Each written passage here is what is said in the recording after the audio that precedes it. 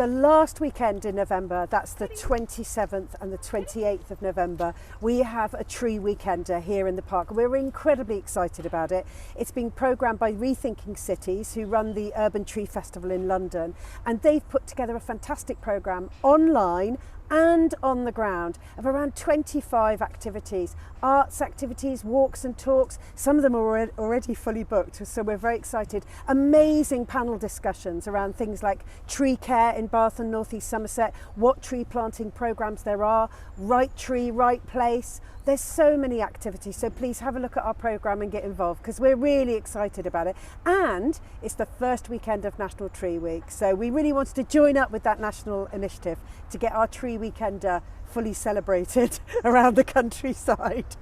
When this Georgian pleasure ground was set up, they did an awful lot of planting, and I suppose one has to say thank you, because especially now in autumn, some of the specimens are looking absolutely gorgeous. Richard, you're totally right. That is amazing, isn't it? That every tree we plant now that might live for 150, 200 years are going to be enjoyed by so many different people, so many other generations.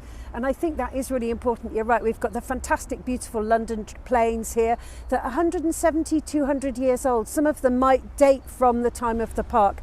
We've got beech trees, we've got the redwoods, we've got the fantastic ginkgo at the top of the park, which is bright yellow. We've got fabulous trees here, and we're really, really happy to have them, and we really value them.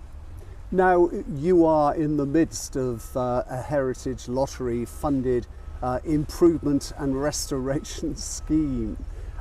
Lots of new things. I mean, we can hear work going on in re-establishing the lower tennis court and building this wonderful new children's playground.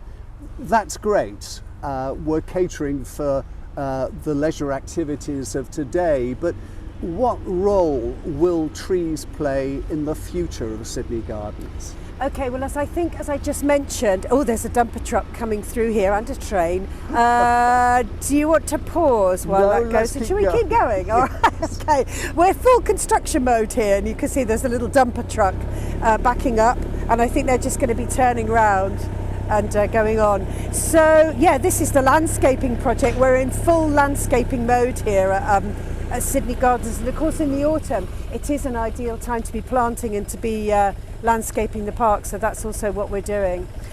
Trees play a super important role going forward, and I think as I've just said about the fact that when trees were planted here 150, 200 years ago, we're benefiting from them now. So now in the future we're going to be putting a row of trees down by the play area to screen it off from the road, but also around the park we're going to be planting some key species.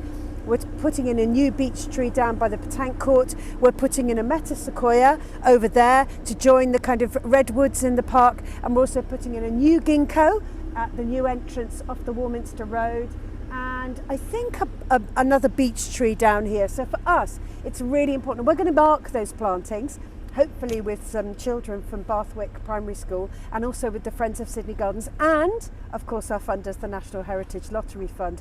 So for us, trees are really important going forward. Not only do they benefit us in terms of the beauty of them, the visual beauty, obviously they give us air, we're thinking about them in relationship to climate change, and also nature, biodiversity, the ecology that they support is absolutely amazing. And as people have recently understood the kind of fungal networks, you know, how the role they play in ecology is super important. Plus the role in terms of heritage. So for us, trees are also about telling us stories, and we actually commissioned the writer and researcher Richard White to investigate some of the trees in the park, like the catalpa tree. We've got 2 champion trees in the park, like the giant sequoia, and we asked him to kind of look at them in terms of how we can see how the trees in our park are connected to other places in the world. There are trees here from China, Asia, from North America. How come they're here? What stories do they have to tell us about our role in empire, in colonialism, and in connections out to other places in the world? So that is also really important to us. What can trees tell us about our lives? It's not so much talking to the trees as them talking to us. In a way it is, you know. These trees were planted, some of them were planted at the time when Jane Austen was walking around the park, and I think that kind of sense that they've seen all the changes in the park is absolutely amazing. They've been here, some of them have been here the whole time. Now, all the improvements that are being carried out are singing to the tune, no doubt, of a budget that was set a few years ago. Nobody knew that COVID was going to appear and have such an impact. I'm just wondering how that's affected both the schedule and indeed the costs of what you're doing here. Yes, thanks for asking us that question. So there have been a number of things that have happened. So our project is mainly funded by the National Lottery Heritage Fund, and we were one of the last Parks for People projects to go through. They then closed that fund, which means that it's very hard for us to access any kind of further resources through the National Lottery Heritage Fund, unlike many other projects. And we're also part funded by Bath Council, of course. And what we've been doing is working with the budget from 2016. That was going fine until the pandemic hit. So we think we're roughly around 12 months behind schedule on the build. And also we're working with a budget that was set in 2016. We've seen costs amplify in the last year. We've seen supply issues. We've had obviously contractors delayed by the pandemic, and that's still the case. We're still affected by people being off sick with COVID. We've had very high rates in Bath, so that's affected our project. So in terms of the delivery, what we've been doing is managing the budget really carefully, delivering the things that we think are absolutely essential in the park, and making sure we fulfill all those things. And then we've had to put a couple of things on hold while we absolutely kind of nail down the budget at the end of this year. And then in the spring, we're going to see what we've got left and see what we can deliver safely and manageably within our budget, within our resources. We're excited that the play area should be finished by Christmas, we hope.